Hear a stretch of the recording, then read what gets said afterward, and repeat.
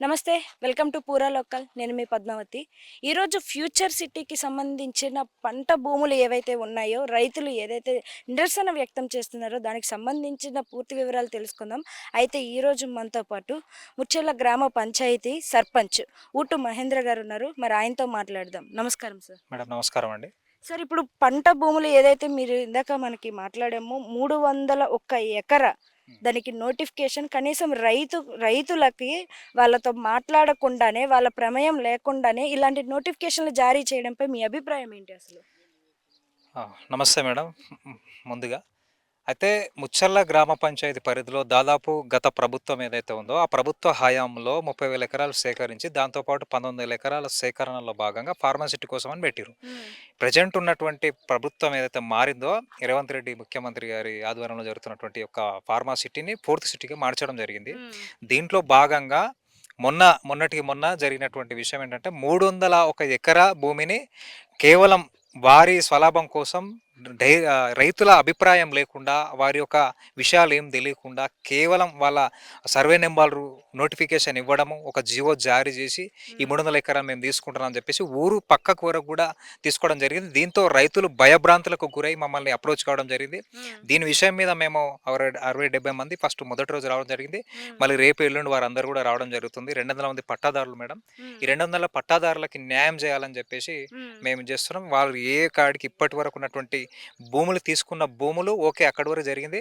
మేము ఫోర్త్ సిటీకి వ్యతిరేకం కాదు. కానీ హ్మ్. ఇప్పుడున్నటువంటి కొత్త నోటిఫికేషన్ ఏదైతే ఇచ్చిరో హ్మ్. దీనికి మేము పూర్తిగా వ్యతిరేకము. దీన్ని ఎట్టి పరిస్థితుల్లో మేము భూములు ఇవ్వము. హ్మ్. మాకు ఎంత రేట్ ఇచ్చినా మాకు వర్కౌట్ కాదు. హ్మ్. మాకు అవసరం లేదు. హ్మ్. మాకు కావాల్సింది మా భూమి మాకు ఉండాలి. మేము వ్యవసాయం చేస్తాం. దేశానికి అన్నం పెడతాం. హ్మ్. మా కుటుంబాన్ని మేము పోషించుకుంటాము అనేటటువంటి ఆలోచనతో హ్మ్. రైతుల వారి అభిప్రాయం వ్యక్తం చేశారు మేడం. హ్మ్. మేము కూడా గ్రామ పంచాయతీ నుంచి హ్మ్. గ్రామ పాలక మండలితోటి కూడా మేము కూడా దాన్ని వాళ్ళ అభిప్రాయాలన్నీ తీసుకొని కూడా మేము కూడా తీర్మానం చేయడం జరిగింది మేడం. మేము హ్మ్. పై అధికారులకు కూడా ఈ విషయాన్ని తెలియజేయడం జరిగింది. హ్మ్. ఇక ముందు ముందు ఈ పోరాటం కూడా ముందుకు తీసుకుపోతాం మేడం. హ్మ్. పై అధికారుల దృష్టికి కూడా తీసుకుపోతామని హ్మ్. తెలియజేస్తున్నాం. గతంలో కూడా ఏవైతే భూములున్నాయో వాటిని తీసుకొని ఇప్పటికే వాటికి పట్టాదారులు ఎవరైతే ఉన్నారో వారికి సరైన న్యాయం అనేది ఇంకా పూర్తి స్థాయిలో జరగలేదు.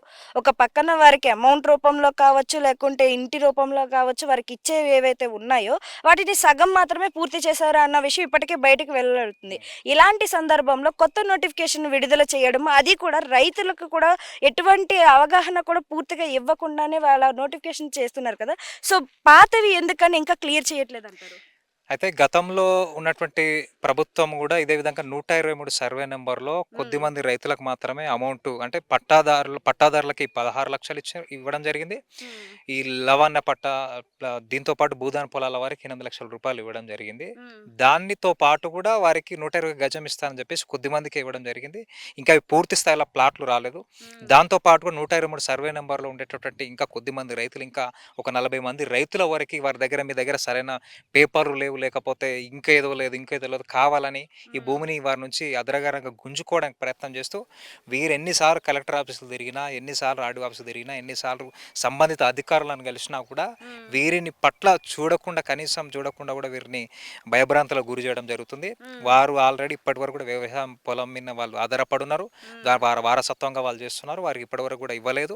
వారికి నష్టపరిహారం ఇవ్వాలని మేము ఆ రైతులతోని కలిసి, రైతులు మా వద్దకొస్తే మేము అనేక సార్లు మేము పలుమార్లు గెలవడం జరిగింది. హ్మ్. వారందరూ కూడా మేము చేస్తామని చెప్పేసి అంటున్నారు కానీ ఇప్పటివరకు చేయలేదు. హ్మ్. అది కాదు, మేము డబ్బులు కూడా ఇచ్చే పరిస్థితి కూడా లేదు, హ్మ్. గవర్నమెంట్ దగ్గర డబ్బులు లేవు అనేటటువంటి మాట వాళ్ళు చేయడం జరుగుతుంది. దీని హ్మ్. విషయం మీద రైతులు ఏమాత్రం కూడా ఒప్పుకోవడం లేదు. హ్మ్. 123 సర్వే నెంబర్లో అంతకుముందుకు ఇచ్చిన నోటిఫికేషన్ ద్వారా వీరికి ఖచ్చితంగా ఇవ్వాల్సినటువంటి రూ. 70,00,000 అది వీరికి రావాల్సినటువంటి ఎకరాకి ఇవ్వాల్సినటువంటి 300 గజం ఇవ్వాలి. అప్పుడే ఈ రైతులు కూడా ఒప్పుకోవడం జరుగుతుంది మేడం. అప్పుడు హ్మ్. వీళ్ళకి న్యాయం చేసినట్టు ఉంటుంది. హ్మ్. లేకపోతే అప్పటి వరకు ఈ రైతులు కూడా ఇవ్వమని చెప్పేసి కూడా నిన్నటి వరకు ఇష్యూస్ జరుగుతున్నాయి. హ్మ్. పోలీస్ డిపార్ట్మెంట్ వాళ్ళు కూడా ఇక్కడ రావడం జరిగింది. వారు కూడా ఇన్ఫర్మేషన్ చేయడం జరిగింది. హ్మ్. అధికారులు చేసినా కూడా ఇది ఎంత ఉన్నా పై అధికారుల దృష్టికి తీసుకుపోవాలనే ఆలోచనతోటి తెలుస్తుంది. హ్మ్. దీంట్లో భాగంగానే చాలా వందల ఎకరాలు కూడా పీఓటీలో పోయినాయి మేడం. అందులో హ్మ్. చాలామంది వెంచర్ల పేరిట చేసినటువంటి వాటిని కూడా వాళ్ళే గవర్నమెంట్ తీసుకుంది. వారికి ఏమాత్రం నష్టపరిహారం ఇవ్వలేదు. హ్మ్. ఇక్కడ ఉన్నటువంటి పొలాలు ఏవైతే ఉన్నాయో రైతుల చిన్న చితక ఈ అమ్మకాలు కొనకాలు చిన్న చిన్న జరిగినా కూడా వాళ్ళకి ఏదో కారణం చెప్పి దీని కూడా ల్యాండ్ లేదు, మీది ల్యాండ్ ఎందుకు లేదు ఇక్కడ అని చెప్పేసి ల్యాండ్ని వారు తీసుకొని వేరు కంపెనీస్కి అమ్ముకోవడం జరిగింది. డబ్బులు వచ్చినాయి ప్రభుత్వానికి, కానీ డబ్బులు పిఓటి పేరు మీద ఈ యొక్క రైతులకు ఇవ్వకుండా పిఓటి మెన్షన్ చేశారు. గత ప్రభుత్వం చేసింది, ఇప్పుడు ఉన్నటువంటి ప్రభుత్వం కూడా రద్దు చేస్తామని చెప్పింది, అది కూడా చేయలేదు. ఈ విధంగా రెండు ప్రభుత్వాలు కూడా ఇప్పటి వరకు అబద్ధాలు ఆడుతూనే ఉన్నారు. రైతుల ఆశపడినటువంటి వారు కుటుంబాన్ని పోషించుకోకుండా, వారి పిల్లలను చదువులు లేకుండా, వీరు ఇచ్చేటటువంటి డబ్బులు కూడా ఏం సరిపోయినటువంటి పరిస్థితులు ఇప్పుడు ఉన్నటువంటి జనరేషన్లో. ఇప్పుడు ఏరియా ఎక్కడికో వెళ్ళిపోతుంది, ఫోర్త్ సిటీ అని అంటున్నారు, కానీ ఇక్కడ స్థానికులు అయితే ఎవరు కూడా సంతోషంగా లేరు. బయట వ్యక్తులు సంతోషంగా ఉన్నారని ఇక్కడ ఉన్నటువంటి వాళ్ళు వ్యవసాయం కనుమరుగైపోతుంది, మేము ఎట్లా బతకాలని అప్పుడు ఉన్నటువంటి పెద్ద మనుషులు కూడా వాళ్ళు కన్నీళ్లు తీస్తున్నారు, ఏడుస్తున్నారు, మా పొలాలు వదిలేసి ఎట్లా పోవాలి, మా ఇళ్లను వదిలేసి ఎట్లా పోవాలి అనేటువంటి భయభ్రాంతులకు గురయ్యారు. వీరు ఇచ్చేటటువంటి నష్టపరిహారం ఉన్నాయి, డబ్బులతో బయట భూములు కూడా రావట్లేదు, ఎక్కడ కూడా లేదు. ఇది పరిస్థితి అందరు గందరగోళంగా ఉంది. ఇది ముఖ్యమంత్రి దృష్టికి మీ మీడియా ద్వారా కూడా ముఖ్యమంత్రి రేవంత్ రెడ్డి దృష్టి కూడా మేము తీసుకుపోతున్నాం. మేము ఫోర్త్ సిటీకి వ్యతిరేకం కాదు, కానీ ఇక్కడ ఉండేటటువంటి రైతుల అభిప్రాయాన్ని తీసుకొని రైతులకు అనుగుణంగా వారికి నచ్చినటువంటి రేట్ ఇవ్వాలి, వారికి తగు న్యాయం చేయాలనేటువంటి ఒక డిమాండ్ తోటి మేము ఉన్నాం. రైతులు కానీ మేము కానీ అందరం సపోర్ట్ చేస్తాం ఫోర్త్ సిటీకి. ఇట్లా ఏ విధంగా సపోర్ట్ చేస్తాం, గతంలో తీసుకున్నారు, తెలివి లేకనా ఏ విధంగా జరిగిపోయింది. కానీ ఇప్పుడు కొత్త నోటిఫికేషన్ రద్దు చేసుకోండి, కొత్త భూములు ఇచ్చేవే లేవు, పాత భూములలో అయితే ఇంకెవరికైనా డబ్బులు వచ్చేట్టున్నాయో వారికి న్యాయం చేస్తే మేము అందరం సపోర్టు. లేకపోతే అప్పటి వరకు మేము పోలీసులు వచ్చినా, అధికారులు వచ్చినా, ముఖ్యమంత్రి వచ్చినా, ఎవరు వచ్చినా మేము ఇదే వాదన చెప్తాం. ఎట్టి పరిస్థితుల్లో భూములు ఇచ్చే పరిస్థితి లేదు. మాకు రైతులు రెగ్యులర్గా కాంటాక్ట్ అవుతూ ఉన్నారు, మేము వాళ్ళ పట్ల మేము గొడవ చేయాల్సిందే, పోరాటాలు చేయాల్సిందే, వాళ్ళ పట్ల మేము ఎప్పుడు ముందుంటామని కూడా ఈ మీడియా ద్వారా కూడా ప్రభుత్వానికి మేము తెలియజేస్తున్నాం మేడం. అయితే గత ప్రభుత్వం ఏదైతే బీఆర్ఎస్ హయాంలో దాదాపు 18,000 ఎకరాలను అయితే వాళ్ళు దగ్గర చేయడం జరిగింది. సో ఇప్పుడు ఈ ప్రభుత్వం వచ్చిన తర్వాత అది కాస్త 30,000 ఎకరాలకు వెళ్ళింది. మరి ఇలాగే రోజు రోజుకి పెంచుకుంటూ పోతుంటే పంట పొలాలు అనేవి కనుమరుగైపోతున్నాయి. ఇప్పటికే మనం చూసాము, ఇప్పుడు కూడా మీరు చెప్పారు, ఇంతవరకు కూడా ఏదైతే భూమి అయితే పంట ఆల్రెడీ జరుగుతుందో దాన్ని మాత్రమే ఉంచారు, ఏదైతే పంట అయిపోయిందో దాంట్లో మరోసారి పంట వేయడానికి కూడా అవకాశం లేకుండా భూములకి కరెంటు సప్లై కావచ్చు, మోటార్కి సంబంధించి పంటలు వేయడానికి కూడా అనుమతి ఇవ్వడం లేదని అంటున్నారు. అంటే ఆల్రెడీ అక్కడ బీడు భూమి చాలా ఉంది, దాంట్లోనే ఇంతవరకు కూడా మనకి పూర్తి స్థాయిలో కాకపోవచ్చు కానీ కనీసం ఒక 20% కూడా వర్కింగ్ ఎక్కడ జరగట్లేదు. మరి ఇలాంటి పరిస్థితుల్లో ఆల్రెడీ ఒక పక్కన పంట జరుగుతున్న భూములు కూడా లాక్కోవడం అనేది ఎంతవరకు కరెక్ట్ అంటారు?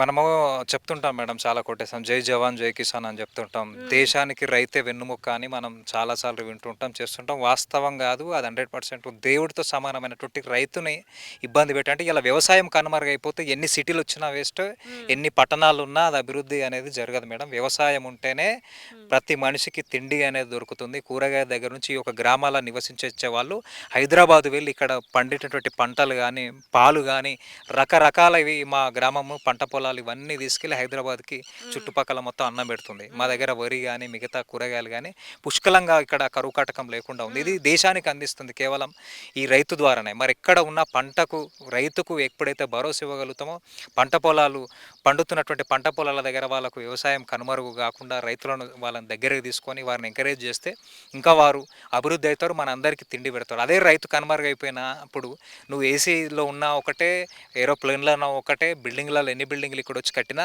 అది ఉట్టిదే. తిండి లేనిది, రైతు లేనిది మాత్రం అది ఎవరితో సాధ్యం కాదు. రైతులను మోసం చేసినటువంటి ప్రభుత్వాలు, రైతులను గురవుతున్నటువంటి వ్యక్తులు ఇప్పటి వరకు కూడా బాగుపడలేదు. అది అందరం చూస్తున్నాం, చరిత్ర పరంగా కూడా మనం చూస్తున్నాం. అది కూడా జరుగుతుందని ఉద్దేశం కూడా చెప్తా ఉన్నా. దాంతోపాటు కూడా మరి ఇక్కడ పర్మిషన్ లేకుండా కూడా ఇక్కడ మీ చుట్టుపక్కల ఇక్కడ చూసినట్టయితే అదంతా నిన్న మొన్న దాదాపు ఒక 15-20 జేసీపీలతో కూడా ఇదంతా క్లీనప్ చేయడం జరిగింది మేడం. టిప్పాలతో ఇవన్నీ పెట్టి డిపార్ట్మెంట్ పోలీసు వాళ్ళని పెట్టి కూడా ఇక్కడ చేసి భయభ్రాంతులకు గురి చేయడం జరిగింది. ఇక్కడ అధికారులు కూడా కరెంటు డిపార్ట్మెంట్ని ఇక్కడ రప్పించి కరెంటు కట్ చేయించడం, ఇక్కడ పంట పొలాలు వాళ్ళ సంబంధిత అధికారులు ఎవరైతే ఉన్నారో పంట పొలాలు వేసుకోదని రైతులకు గురి చేయడం జరిగింది.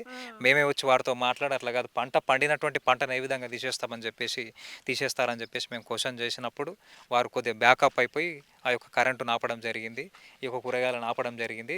కానీ ఫ్యూచర్లో ఇంకొక పంట వేయదు, వర్షాకాలం వస్తుంది, ఇంతటితోటి ఆపేసేయాలని అంటే వీళ్ళేమంటున్నారు, మేము చేసుకుంటున్నాం, మాకు మీరేం డబ్బులు ఇవ్వలేదు, మీరు మాకేం ప్లాట్ ఇవ్వలేదు.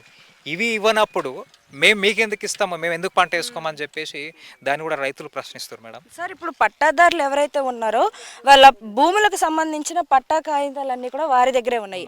ఇంకా గవర్నమెంట్ చేతుల్లోకి వెళ్ళలేదు. అండ్ గవర్నమెంట్ కూడా వీళ్ళ దగ్గర ఏ స్థలం అయితే తీసుకుంటున్నట్టు నిర్ధారణ చేశారో వాటికి సంబంధించిన క్యాష్ రూపాన కానీ మీరు అన్నట్టు భూమి రూపాన కానీ ఎటువంటి రూపంలోని వాళ్ళకి న్యాయం అనేది చేయలేదు. మరి ఇలాంటి పరిస్థితుల్లో వారి పట్టాలు ఇంకా వారి దగ్గరే ఉండగా వాళ్ళు భూములకు పట్టాదారులు వారే అయినప్పుడు వారికి సంబంధం లేకుండా భూమిని ఇలా అక్రమంగా లాక్కోవడం అనేది ఇది ఒక కబ్జా కిందకే వెళ్తుంది కదా. మరి ఎందుకని గవర్నమెంట్ ఇలాంటి కఠినమైన నిర్ణయాలు తీసుకుంటుంది అసలు? అయితే ప్రభుత్వాలు ఏదైనా మారి వీళ్ళ రాతలు మారుతాయి అనుకున్నాం ఇప్పుడన్నా కూడా. వీరి దగ్గర నుంచి అన్ని పేపర్స్ ఉన్నాయి, అన్ని రకాలుగా వాళ్ళు దున్నుకుంటున్నారు, వారసత్వంగా వాళ్ళు ఉన్నారు, వారి దగ్గర ఉన్నాయి. పేపర్స్ ఉండినా కూడా ఏదో ఒక సాకు చెప్పడం అధికారులు, లేకపోతే ఇక్కడ భూ రికార్డు ప్రకారంగా ఇది లేదు, లేకపోతే మేము ఇవ్వము, మాకు అధికారి చెప్తానే ఇస్తాం. టీజీఐఐసి ఏదైతే సేకరించిన భూములు వారు డబ్బులు కట్టడం మేడం గవర్నమెంట్ పరంగా. టీజీఐఐసి వాళ్ళని అడిగినా కూడా మా దగ్గర డబ్బులు లేవు, మేము ఇవ్వము, మేము ప్రభుత్వానికి ఇచ్చేస్తాం, అవి రైతులకు చేసుకున్నారని చెప్పేసి టీజీఐఐసి వాళ్ళు ఎత్తేసారు. దీన్ని ప్రభుత్వం కూడా ఎలాంటి క్వశ్చనింగ్ లేదు. రైతులు ఎక్కడన్నా అధికారులను అడిగినా, వారిని అడిగినా దాన్ని దాటవేస్తూ సాకులు చెప్పుతూ అబద్ధాలు చెప్పుతూ అప్పటి పూట గడుపుతూ ఏదో ఒకటి చెప్పేసి రైతులను బయటకు పంపేయడం, ఆఫీసులకు రాణించకపోవడం, రకరకాలుగా వారు ఇట్లా భయభ్రాంతాలు గురి చేస్తున్నారు మేడం. ఈ విధంగా వారికి మరి ఏ విధంగా న్యాయం చేస్తారు? పేపర్లు ఉన్నాయి, వారు దున్నుకుంటున్నారు, సాక్ష్యం ఉంది, అన్ని రకాలుగా ఉన్నది. మరి వారేమో ఇక్కడికి వచ్చి ఈ రైతులు తీసుకొని వీరి పేరు మీద ఇక్కడ 2 కోట్ల ఈడ ₹1 కోటి పోయిన ల్యాండ్ని ప్రభుత్వమే 5 కోట్లకు 10 కోట్లకు అమ్ముతున్నట్టు సమాచారం ఉంది కంపెనీస్ వాళ్ళకి. మరి ఎందుకు ఆ విధంగా చేస్తుంది, మరి ఎందుకు అనేది కూడా ఒక క్వశ్చన్ మార్క్గా ఇది ప్రజల్లో రైతుల్లో కూడా ఆగ్రహం వ్యక్తం చేస్తున్నారు మేడం.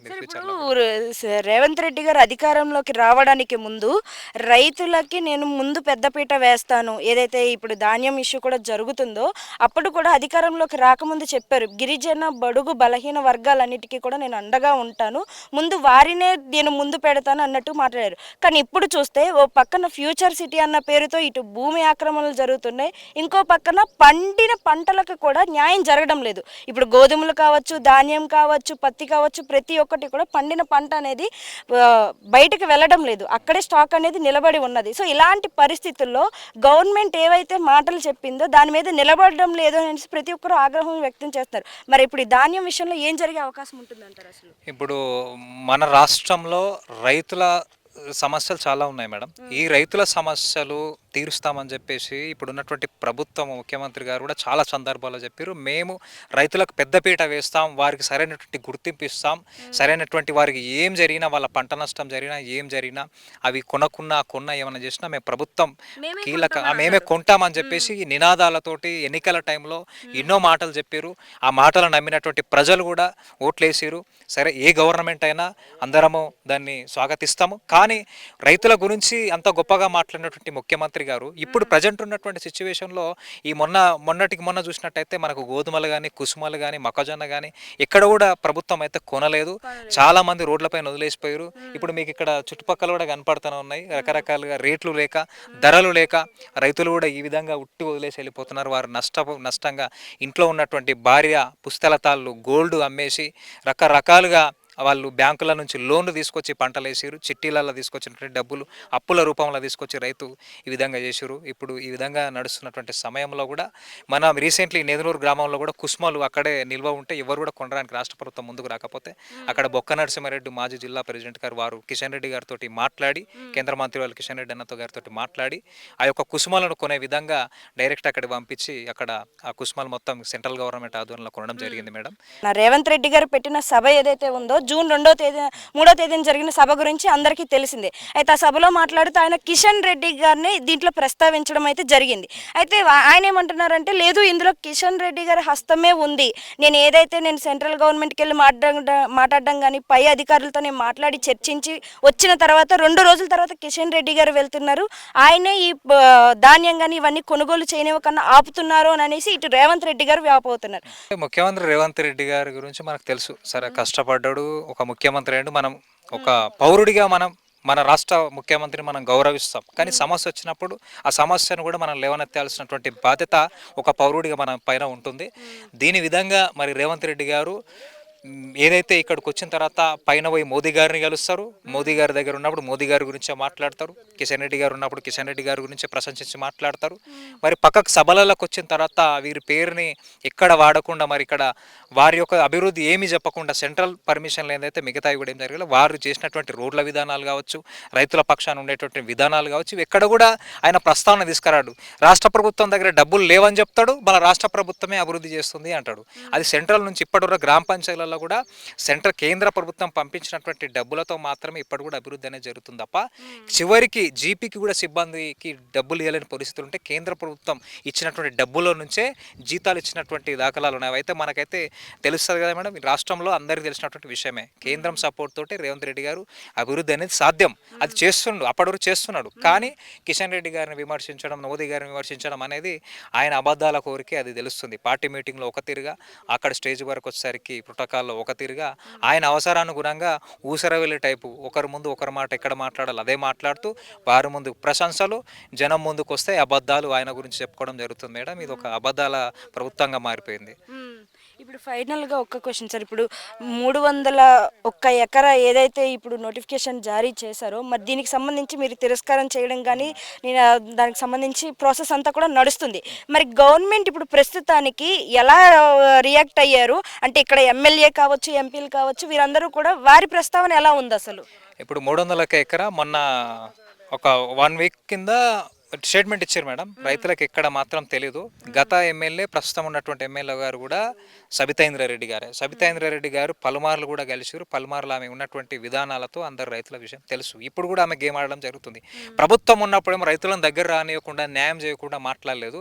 ఇప్పుడు ప్రతిపక్షంగా ఉంది అని చెప్పేసి ఇప్పుడు ఆమె కలెక్టర్ల చుట్టూ ఫార్మసిటీ కావాలి, ఫోర్సిటీ వద్దు, ఈ రైతులకు న్యాయం చేయాలని ఇప్పుడు ఫైట్ చేస్తున్నాం. అధికారం ఉన్నప్పుడేమో ఆ విధంగా చేస్తుంది, ఇప్పుడు రైతుల ముందు న్యాయం చేయాలని ఆమె ఇలా ముచ్చాల గ్రామ పంచాయతీ కూడా వచ్చే ముఖం కూడా ఆమెకు లేదు అనేటటువంటి విషయం కూడా మేము మీడియా ద్వారా తీసుకుపోతున్నాం మేడం. ఇప్పటి వరకు కూడా ఆమె కూడా ఎక్కడ కూడా రెస్పాన్స్ కాలేదు.